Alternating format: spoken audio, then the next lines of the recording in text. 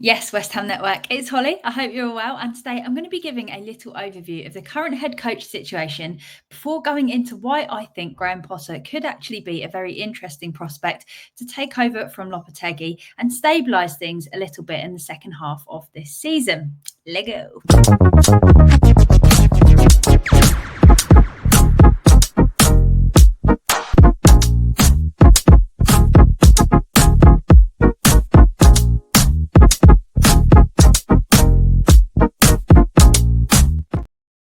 So Monday's fixture against Wolves felt like it could have been a real turning point in the head coach situation, because until this point it had basically been reported that anything other than a win was going to mean that Lopetegui would be leaving the club.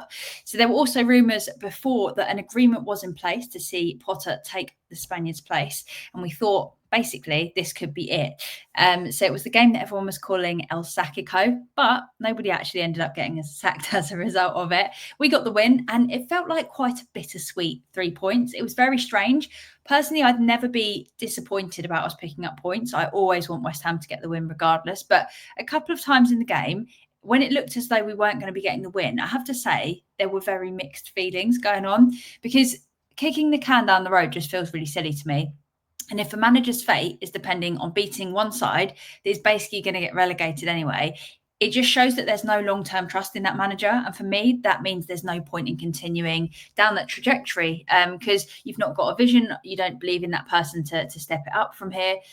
So hanging on to somebody that you would be happy to bin off based on a singular result just doesn't feel to me like a very sensible strategy, or something that I think we should be basing the future of the club essentially on. And I don't think it's good for the players that are there. I don't think it's good for upcoming transfer windows, just showing that we've got this lack of vision of where we're actually trying to go, because everything can depend on a win, a loss, or a draw, which, as we know, you can get lucky or very unlucky in games, and that can impact the result. So yeah, for now, Lopetegui remains head coach, but TBR Football has said that Sullivan would prefer to not sack Lopetegui mid-season, which I understand. As every club, you don't want to sack a manager mid-season or a head coach mid-season. But apparently it's very close after the Leicester loss, is what's being reported. However, what I'm happy about is that work is still being done behind the scenes to find a replacement. And one of the names that we've heard a lot about recently is Graham Potter. And that's what I'm here to chat about today, because Potter appears to be the head coach lined up, and it would be a deal until the end of the season. But the question I have for you is, would you want to see Potter at West Ham? If you wouldn't, I'm going to try and potentially change your mind here. Basically, I have done a lot of research recently into Graham Potter, how he plays, what he's brought to sides. And yeah, as a result of that, I feel like he'd actually be a pretty good fit at West Ham, especially giving him this 6 months to just try and stabilise things a little bit. And hopefully he does a really good job and we can keep him on. But when I did a poll on X, Graham Potter was the name that came out on top of all the names that we've been linked with. And of all the people we've been linked with as well, he's the one that hasn't gone quiet. He's the one that it's still being said that it's looking likely that we could get him. So as a recap, he's been out of work since he left Chelsea in 2023. He's turned down some opportunities of top-level football, but he did an interview where he spoke about how important it is to find the right opportunity. He went from Brighton, where things were working really well for him, over to Chelsea, and he spoke a lot about, absolutely shattered, as always. He spoke about how the setup at Chelsea meant that it's not necessarily one that was right for him, and that was part of what cost him, because it wasn't a very personal approach. Players were being brought in without his decision making, and how it was so different to what he faced at Brighton. So obviously it was a new challenge, and he didn't have a lot of patience. Then he was quite shocked by the point at which he was actually let go. But West Ham is apparently a position that he is interested in. So people like Guardiola have praised Potter's management, and there are parts of his game that I think would actually fit really well at West Ham. For example, we saw him do incredibly at Brighton. He got the best out of players that he had, and he worked with the director of football to make this happen. So this is another system that he's familiar with. So it could ease how we do that transition, and how he could step into the head coach position at West Ham, because he's used to working with a technical director, with a director of football, whatever you want to call them. He didn't have the craziest budget in the world at Brighton, and he was always a tough one to come up with, as we know all too well at West Ham. But the question is, and what I'm going to talk through now is what does Potter do well. So he works really well at building possession from the back. He does this quite safely. I watched a lot of videos in the ways that he does it, and he basically brings players forward as units when it's safe to do so and drops people back at the right time. He plays a combination of long passes and faster build-up play. He uses width in attack, and what he likes to do is create a front five when we're in possession, so that when we're attacking, we've basically got 5 attacking players. And this front five would mean that we could potentially have Bowen, Kudus, Somerville, Paqueta, and then either a striker, Soler, or Souček. And the way that you've got this front five pushing forward, it would create that fluid style of football that we've seen a lot of these players performing well at times. But it's also what we struggled about so much when we faced Brighton, was that they used to attack in numbers. They would all suddenly break forward, and if you weren't on it with who you were picking up and where you were marking, you'd be in so much trouble so quickly. So I think this is one of the things that would actually work quite well with the players that we already have. He likes to defend in a 4-4-2, or he did at Brighton a lot of the time, which means he can cover a lot of those key areas and be ready to defend. But one of the things he did, which I think we need more than ever at West Ham, is that he kept that side so disciplined. When you look at how they marked up and who they picked up and how they dropped back, every time they did almost the same thing. And this is something that we've been lacking recently, is that discipline. We've been letting players go. We've been pushing up or diving in, missing the ball, and then just getting attacked. So I think that organisation and structure in the way that we continuously play would be really useful. Brighton also, their pressing, that generated a lot of chances for them. So out of possession, there's a lot of pressure that Brighton were putting on people under Potter. And this is something that he built up massively throughout his time at Brighton. It wasn't there when he first started, and he introduced it and he did really well with it. So simply put, Graham Potter can get the ball up the pitch, but converting these into chances is one of the areas that he actually struggled slightly more. When you look at the amount of times he got the ball in decent positions versus the amount of times he had a shot away, that was where the gap was, I suppose, in between what made Brighton a difficult team to come up against and difficult team to get points against, versus Brighton becoming like a top club under Potter. And as we know, this is something we've seen, particularly in the last 2 games, that we can create those chances, but we don't finish them all at the time. So that is something that, again, we may well find with Potter. But one of the key differences is that at Brighton, Potter often played with 3 at the back, which would mean that we would potentially lose a midfielder to be able to play in that formation, unless he'd feel comfortable playing Paqueta as a CDM. But given how often he loses the ball at the moment, personally, I wouldn't want to be doing that. Feels a little bit risky. But this brings up a big question of where you fit someone like Paqueta in, unless he plays a 4-2-3-1, which he also did do at times at Brighton. So it's not that he's stuck to a certain formation. But where it went wrong for Potter was that he was tempted away from Brighton to give it a go at Chelsea. He spoke in this interview that I was watching about how he'd sort of gone from the 9th league, I think it was, 9th tier of football, all the way up. And obviously going to Chelsea felt like the pinnacle of a manager's career, something to go and do when he was doing so well at Brighton. And he had a very, very difficult task ahead of him. They were going through a massive transition at the time. He had a crazy amount of players. And he also spoke in this interview about how obviously he came up with solutions of how they could play with the players that they had. But then more players, I think it was 7 more players were brought in after that point.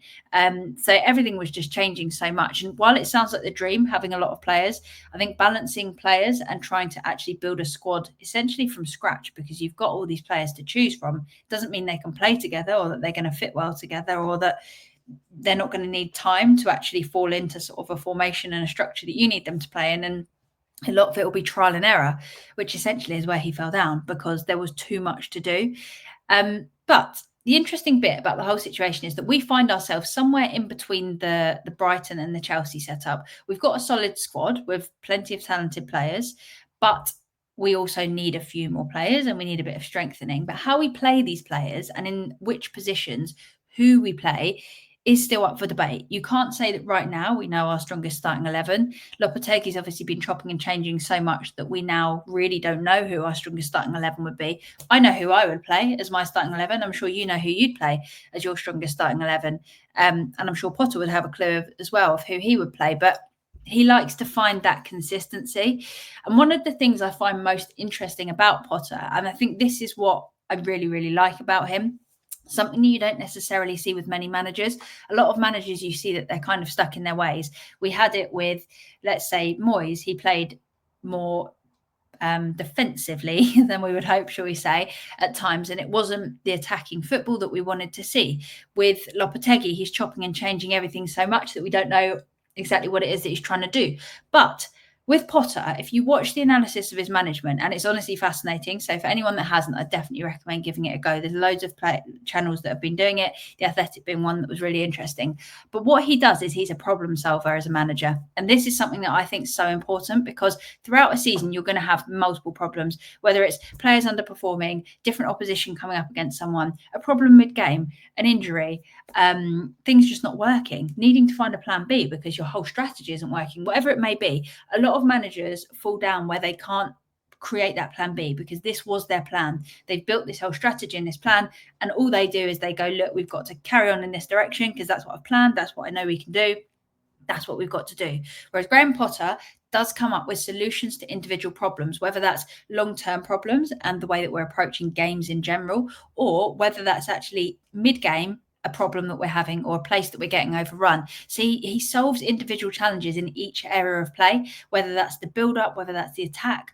Ooh, that's freezing a little bit. Whether it's when we're defending, sorry if that just lagged, but he solves each of these problems, and he then adapts this to each opponent, often mid-game, without having to make gigantic challenges like we're currently seeing when you're chopping and changing and moving everything with players. So you can still have that consistency. But it was just things as simple as him pushing one of the wing backs to a more central position when we were getting man-marked, when Brighton were getting man-marked out of game. He pushes a wing back more centrally, which gives one of their players a decision to go and follow and mark up that wing back that's then centrally, and it just frees up some space. So these are the kind of things that he does mid-game, which are just really interesting to see. And I don't feel like it's something we've currently got at the moment. And for that reason, I think that Graham Potter would be a solid option to come in for the rest of the season to stabilise things, most importantly, and hopefully take us forward if this is a successful second half of the season. So I would like it to happen sooner rather than later. I think the main reason being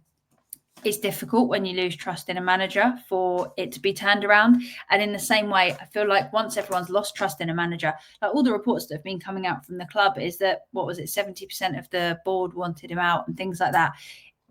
For someone to gain that trust back, they essentially have to overperform so much.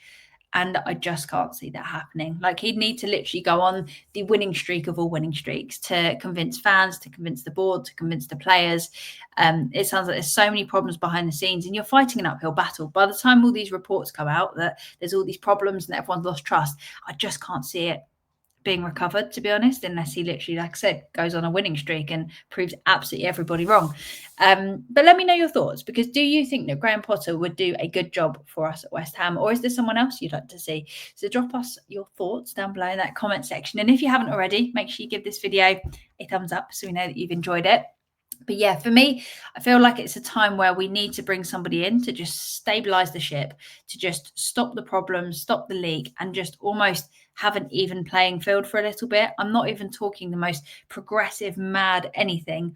I just want us to sort of calm down. I just want us to calm down, find our best starting 11, and just play some sensible football that we can then build upon. And I think that Potter would be a really good example of a manager that could do that, could stabilise things, could work things out a bit, and could then push on. Could then push on to the next level. I have to apologise for yawning. That is literally the worst thing ever.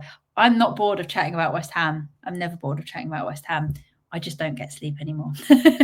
So that's all from me for now. But tune in at 5 p.m. I'm going to be chatting through your Hammers headlines for today. And like I said, I want to know your thoughts on Graham Potter, because I know that when he'd been mentioned in the past, people said, like, obviously, he wasn't the dream manager. We saw him struggle at Chelsea, which I think has scared a lot of us. But when you look at what he did at Brighton, and when you look at the challenges that he was faced with at Chelsea, I think he's one that is worth a try. And I think at this moment in time, he would be an upgrade from what we've currently got. And I think for us now, that is what we need. And if he'd be willing to accept that 6-month deal to the end of the season, that is perfect for us, because that means, first of all, he's only taking that with the belief that he can then take it to the next level and keep going from there. Also, it would mean that he buys into us as a project, which when you actually put it on paper, we have a really good squad. We've got a lot of potential. We're a London club. All is not lost. It's just that at the moment, things are everywhere. So we need to just tidy things up a bit and then rebuild and start from there. It's mad that we're talking about this as well, just on a side note, because obviously seasons back, we were talking about like we want Champions League. How do we get to there? And we wanted to get rid of Moyes so that we could get the next level of football. And now we find ourselves obviously in quite a predicament, don't we? But I think it's fine, and it's all part of the growth. And in the Premier League and other top European leagues, it's not a linear progression. Otherwise, it would be a simple strategy. You do well, you do better each season, you get to Champions League. There's a reason that there are very few teams that manage to actually stay consistently in Europe. It's difficult. And I think this is going to be one of the learning curves where you realize how important it is to get the perfect manager for what you are trying to do, what you're trying to achieve, and also the players that you have and the resources you have available. So yeah, big learning curve, but we can only go from where we are right now. So I think Graham Potter would be a decent option to steady the ship. Let us know your thoughts. Drop us a thumbs up. Make sure you subscribe if you're new to West Ham Network. And until next time, have a great day. Come on, you Irons.